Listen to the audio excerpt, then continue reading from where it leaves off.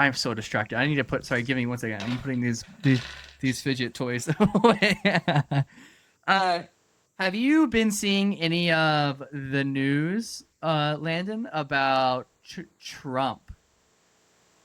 Um, Not a whole bunch. I just have heard about the Fed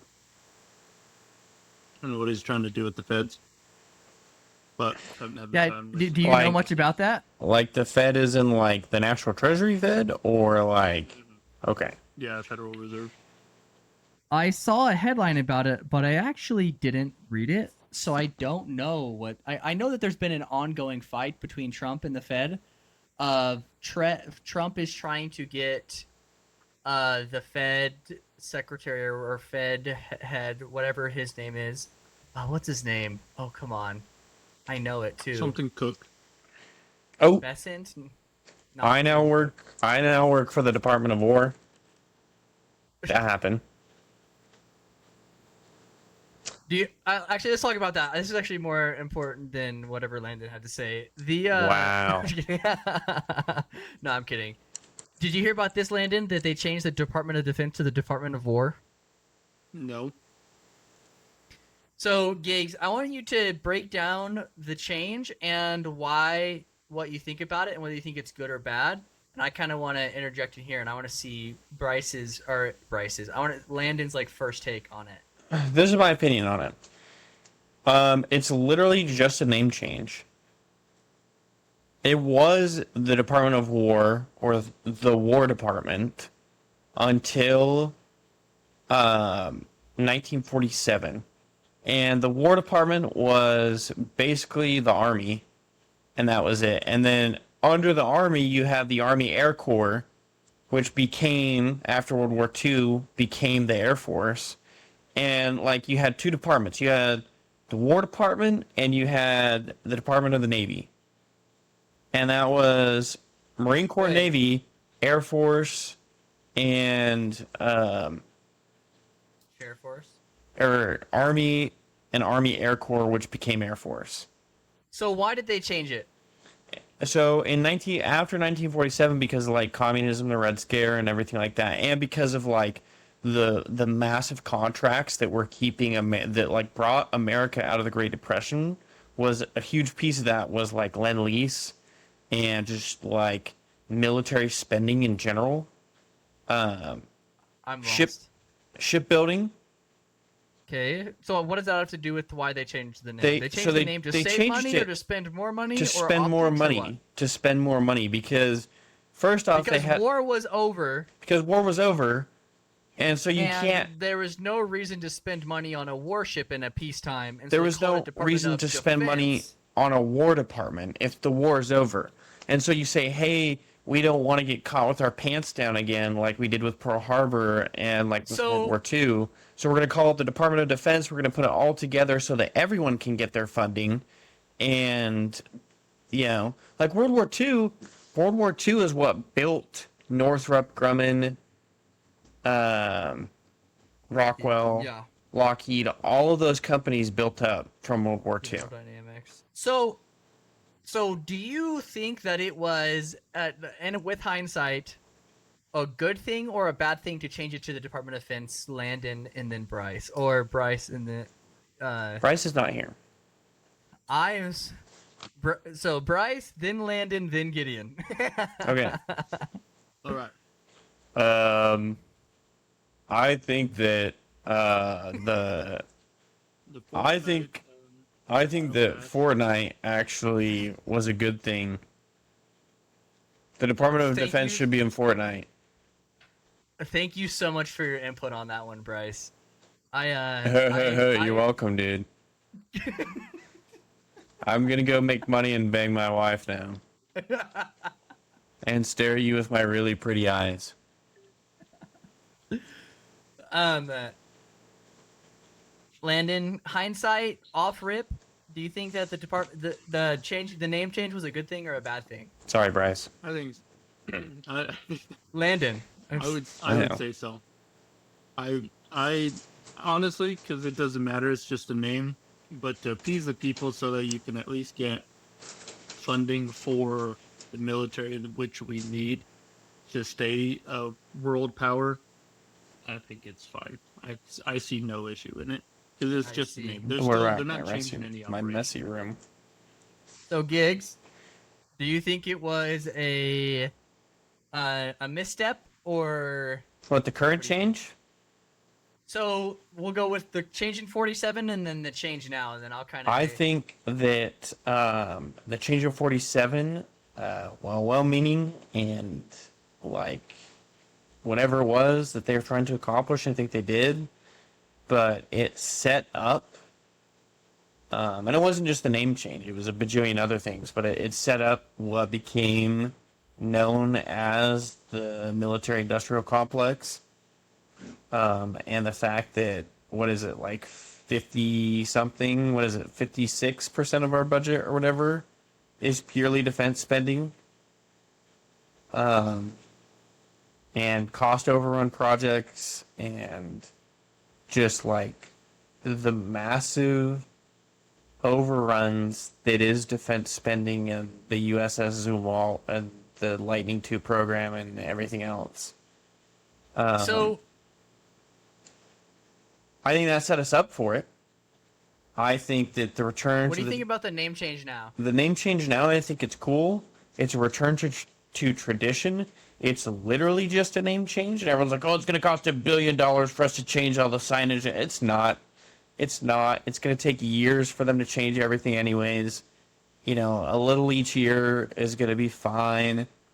You know, it's just a return to tradition and a focus on, and this has been the whole DOD, now DOW mantra since Trump took over, is like a meritocracy, like meritocracy. Like, there is no, like, they're firing like all the COVID commanders, like every single major commander of any sort of like command in the army that hammered the COVID vaccine and kicked people out and stuff like that is getting fired and relieved of command. All the guys that got kicked out have the opportunity to return with their full benefits as if they never left, and back pay, allegedly, for however long they were out. They're trying super hard to put like the war back in War Department, like the warrior back into the military, Yeah, instead so- of all these like ideologist political wokies that they're not military people, they're political appointees that are in the military and dictate the military, which is wrong. So Yeah, so I have a little bit to say about this, and a lot of this could be wrong, and because I obviously am not in the military and I don't know much. But two things I would say, looking back, I do think that the name change was a misstep. And the reason why I think the name change was a misstep, the original one, the original 1947 change from War Department to Department of Defense. and remember when that happened, it created the Air Force and combined all of the branches of the military together. And the reason why I say that it's a misstep is on top of the reasons that Gideon gave of it.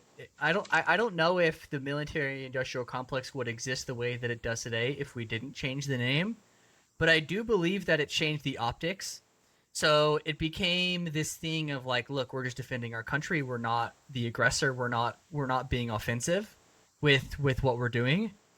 And I think that the name change is actually more important than it actually seems to be, because names create people a lot of the time. I think everyone has their life. They're like, they're trying to take care of their family. They're trying to do whatever. And institutions that have names, the names that they have create a certain level of like names are a little bit of destiny, not all of the way, but some of the way. So it's like, if you have a name of a group and it's like, we're the losers, you're gonna do loser stuff all day. If you have a name and they're called the winners, They're gonna like try to embody winners or whatever else, and like that's what missions and mantras are for. But I think ch- ch- the name change back to the War Department is the Department of War, is important for two reasons. One is I hope it'll be gamed because there is thousands and of contracts that represent billions and trillions of dollars that are all under the name and auspices of the Department of I Defense. did see that. So now that it's the Department of War, they can go in and say, we're going to keep that. We're going to resign that under the Department of War. The Department of Defense doesn't exist anymore, and this contract is fucking stupid. Gone. Um, and it can be a way to like get around lawyer garbage and stupid lawyer BS. And obviously it should be done in a correct way, but I think that it's a strong show of like, look, we are America and we want to try to not be the aggressors, and we're going to we're going to try to have a strong defense army. And I think having a military presence as a superpower is going to always be a part of America's identity.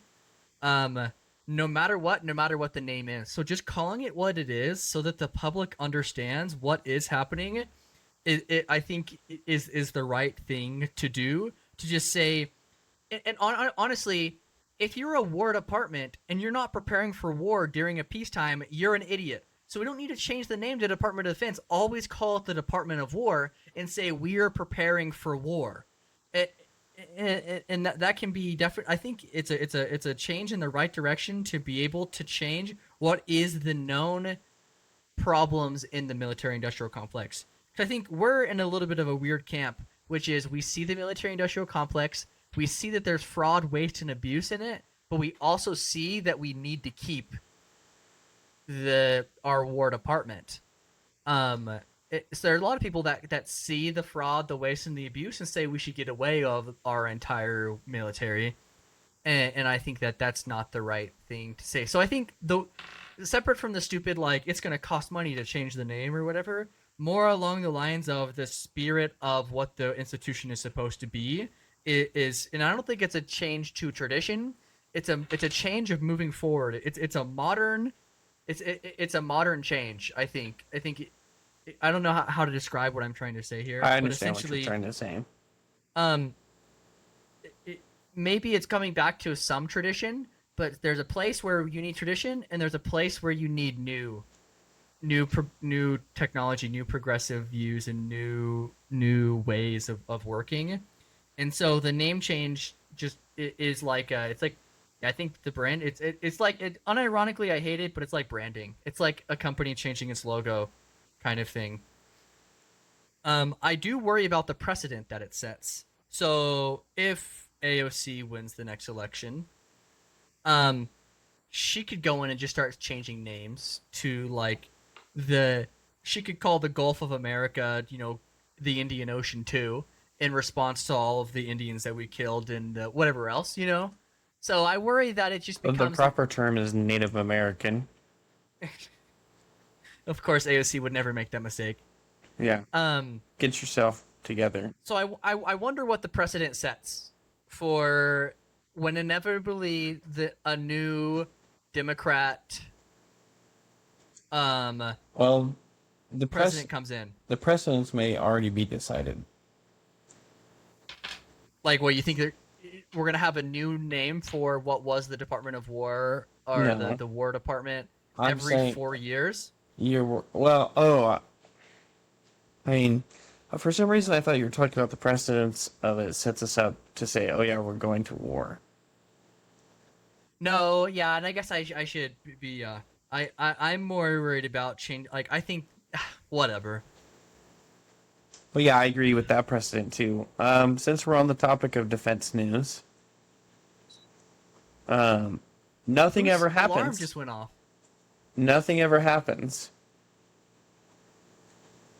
Okay. Nothing ever happens. But And? the current happenings Is are Poland is getting hit currently by multiple drones from Russia. In the last over the last 2 or 3 hours, there's been multiple hits in eastern Poland from Russian supposedly Russian-launched Shahid suicide drones. That's The a major escalation. the in the war. entirety of NATO has scrambled currently, and That's kind of all big. there's NATO AWACS and AEW aircraft all over Eastern Europe right now, and they've all turned their transponders off. Wait, say that again. There's NATO, AEW, and AWACS aircraft, airborne early warning and airborne warning control aircraft, and like tankers and like F-35 fighters and stuff like that. The entire Polish Air Force has been recalled and have been scrambling. This has all happened over the last 3, 4, 5 hours, as the night has woven on. Currently, too, in the last like 30 minutes to an hour, from the things that I was seeing, there are Russian cruise missiles en route to Ukraine, but there's also more suicide drones flying over northern Ukraine towards eastern Poland. And it looks like that's where they're all going to hit as well, all these suicide drones. So they're hitting Ukraine currently, but they're it seems like this is a purposeful attack against Poland for all intents and purposes. This leads into a question that I want to ask Landon, unless he's gonna leave, which is fine. You go do your thing. Nothing ever happens. Nothing ever happens. Remember, nothing ever happens. However, as far as the current happenings go, this is kind of a big one. I wonder. So, What do you think next steps are? Well, how do you think the world's going to react from that? If no, this is so the question becomes: think of World War I and World War II. Before America was the global superpower that it was now, what was the American response to wars on European land masses? however, Title V. What is Title V? Title V of the NATO Code states that one attack against a NATO country is an attack against all of NATO and shall be treated as such. That is Title V. So currently, because of that, there are Italian aircraft in Polish airspace right now, or like in Eastern Europe. There's Italian AEW aircraft that have turned off their transponders. There's United States Air Force F-35s that are over Poland. Their last transponder locations were over Poland. The Swedes have scrambled. The Swedes are refueling Polish aircraft right now as they're on station trying to shoot these drones down. So let's take a step back. Nothing ever happens. Let's take a step back and think about the war from the U.S. perspective. Let's say we're not this, but it's sometimes helpful to think about it from this position. Hypothetically, let's say us three are in the room with Trump. We're so underqualified it would be terrible. And then the question is, what are the next steps for the U.S. specifically? And I'm going to take the side of the camp that the U.S. should stay out of it, even if it goes hot. So think, we were involved in World War I. We were involved in World War II. Is this a global war, or is this a regional war that we should choose to get involved in? While we have the power of the financing, that we have the capability of getting involved in this. Let's say, fast forward 2 weeks. It's become hot. There are planes bombing civilian cities. Russia and Poland are involved, and other NATO countries are involved, and we choose as a NATO country to not be involved, right? Because who's financing the war with Ukraine versus Russia? Not America anymore. We've taken a posture that we're not going to get involved in the Ukraine war. And maybe Putin sees this as this war, if I can keep it regional, the US won't get involved, right? So I'll take that position. What would I think it's an easy position to take. Why and when and how should the U.S. get involved? I Book 'em would and book 'em. Stay dovish and play it by ear, obviously. But it's a regional war that does not involve us. We were financing it, and now we're choosing not to finance it. We are not the world's police anymore. Landon, either you can take the same side and say more, or you can take the other side. Obviously, we're totally underqualified, but I think this is an interesting thing a way to make a view is like we're talking with Trump, we're in the war room, it's us four. What is the historical precedent, or what is the thought methodology of what decisions should be made next for the U.S.? I'm saying stay dovish and don't be involved, assuming that we know it's going to get hot. I assuming if we know it's going hot, I would agree. It's probably my side. I probably agree. Just because, like you said, we stopped funding the war, like a territory thing. And then so my question to you is, and then we'll have Gideon answer the question: at what point do we get involved? If we play it by ear, we're 3 months into the war. Their mobilized troops and supply lines have been moved to the border of Poland and Ukraine and Russia. It becomes a little bit of a land war. There is definitely aircraft bombing civilian cities on both sides. And then all of a sudden, 3 weeks in, nuclear starts becoming options on the table. Do we get involved then? Yes or no? I don't know, because that when you start involving the nuclear, then it just turns into everyone loses. If it becomes nuclear, So, like, let's say this. Let's say it's a regional war, and Russia, for some reason, is losing.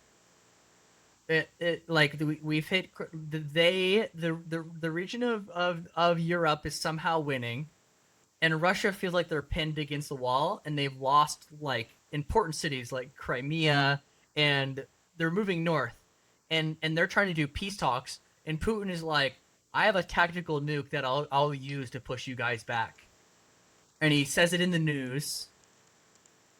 Do we say, okay, now we're getting involved? Or what's the precedent and what's the situation? I think at that point it would probably come down to NATO. Of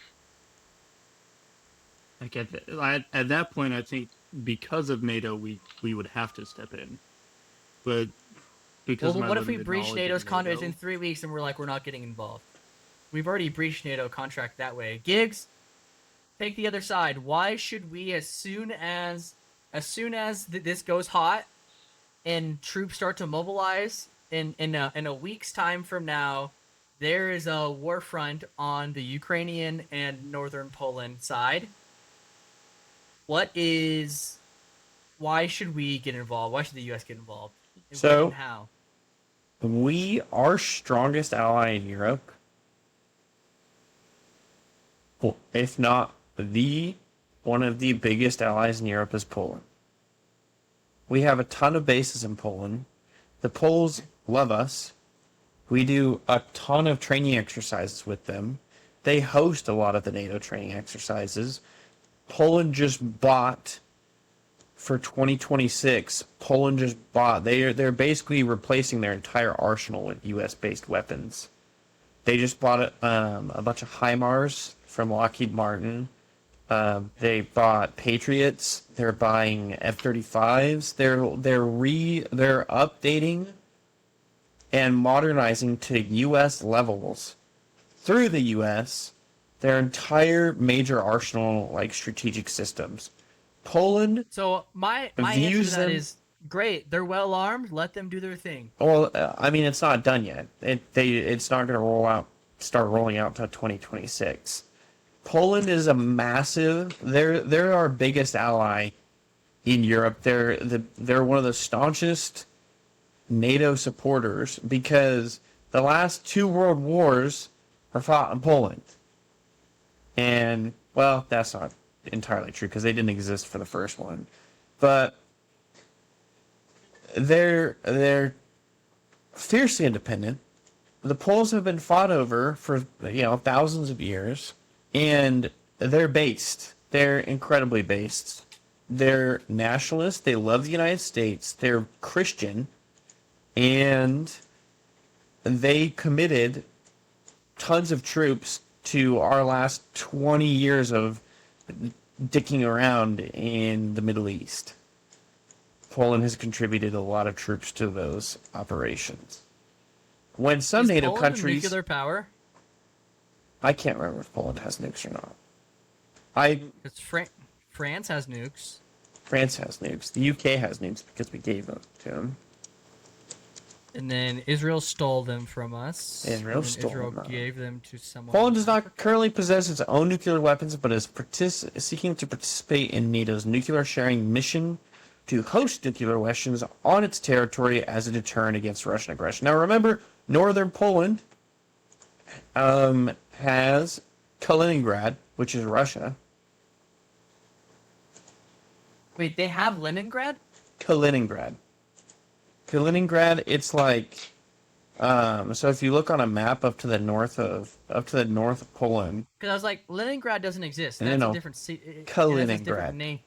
I know you're saying Kaliningrad, it's a port, it's a port city. The north of Poland, it's in between Poland and Lithuania, and it is Russian sovereign territory.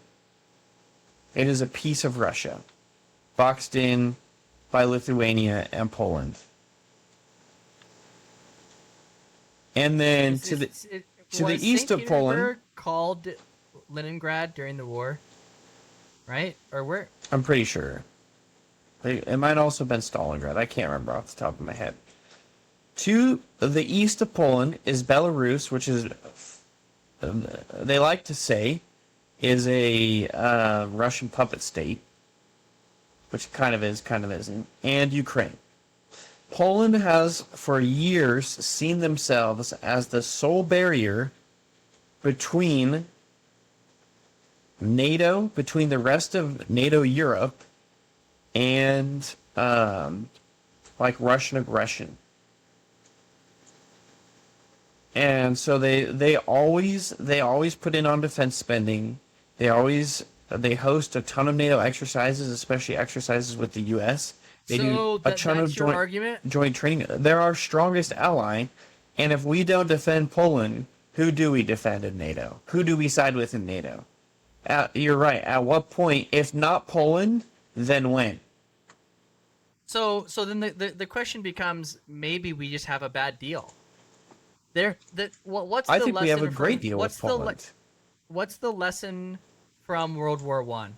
So the lesson from World War Two is... The lesson from World War One is don't drive through a city in a convertible that hates you.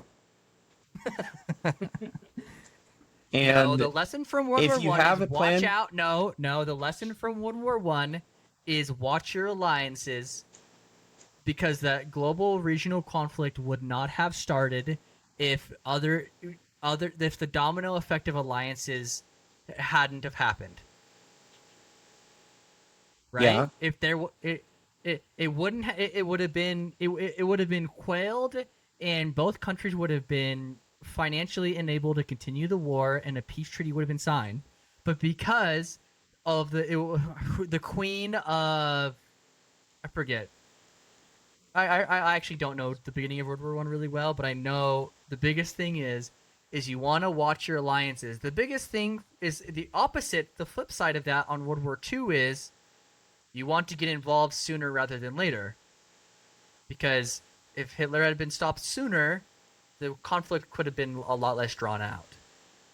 And so I think that we need to decide which situation we need to choose in this conflict. I think because of so much Jewish influence, World War II is super fresh in our mind, and not what you're talking about, Gideon, but there's so much influence of World War II in our minds. We're so fixated on worrying about dictators that we forget about the lesson learned from World War II or World War One, which is, while alliances are important, sometimes it is better to not escalate a war based on alliances and see if something can stay regional and let it peter out and move on. And so I'm just trying to focus on the lesson from World War One and less on the lesson from World War II, because I don't think Putin is Hitler. You think Putin's Hitler? I don't think. Oh, Putin you don't is think Hitler. Putin's Hitler? I don't think Putin's Hitler either. I genuinely don't think Putin wants Poland unless it was given to him for free, because Poland is such a high cost. They know that it's like the #1 ally in NATO, and they're the major aggressor against Russia. Russia doesn't want all of mainland Europe. They just don't. They don't. I agree with that. if it was given to them on a silver platter with no strings attached, I would take, the U.S. would take mainland Europe, but the situation is it's such a high cost that I think Putin is too smart. They may be aggressing and causing issues in Poland to try to get something done, and I think it's a bad move on their part, and it might be subsects of the military that are acting independently of Putin's wishes, which that's hard to believe, but that's And it's hard definitely to an believe. option. But Well, all I'm saying is that that's there's what two I say. lessons to be learned, and it's don't escalate, and when it does need to be escalated, move in quick and move on. You don't want forever wars. I agree, and that's why I say nothing ever happens, and we're gonna have to see how this was. This isn't the I don't first want anything time. to happen. This isn't the first time in the last. Well, I'm not saying I do or don't want anything to happen. I personally, I am a European war enjoyer, and so, No such thing as total war anymore. there is no such thing as total war anymore. Currently, Anyway, I don't know. thank you all for coming. Landon, anything to add to this heated debate that Gideon and I are having about What's not heated? Poland? I don't know. Nothing's gonna happen from this. They're gonna do a bunch of investigations and figure out it was a mistake or there's gonna be some sort of nothing ever happened. Diplomacy showing probably. Landon, you're not a war junkie. I get it. Yeah, I don't know enough to. From your position, based on what you want in your personal life, does a war in Europe help or hinder your personal life? I think, in as bad as it is, war usually boosts an economy, That's not true. depending how it can be utilized. I wonder who wrote the textbooks that say that war is great economy stimulation. I 'Cause you get have the manufacturing of it. I have a contrarian take, and that is that in the same way that you can take out a loan for $1,000 and then all of a sudden you have $1,000 in your bank account, the debt of loss of life, the debt of cities being destroyed and bombed, and small businesses being destroyed, and technology being lost, skilled tradesmen being lost in war, whatever money you gain from a war through manufacturing weapons of destruction, is a debt that needs to be paid back. I would say I don't actually know if World War II was the sole reason why the U.S. got out of that war. I think that it accelerated the pace of manufacturing that would have happened anyway. I don't think wars actually create better economies. It's a fair point.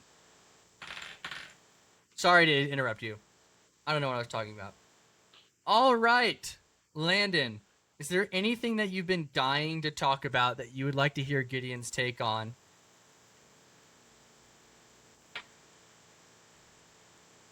I'm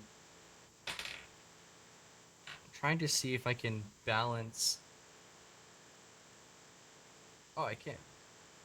Anyway. Can't think of any now. Trains? Trains? We haven't talked about the trains yet. We'll talk about the trains later. Thank you all for coming. Gideon, anything that you would like to say? Anything you... Currently monitoring the situation. Nothing ever happens. Many such cases.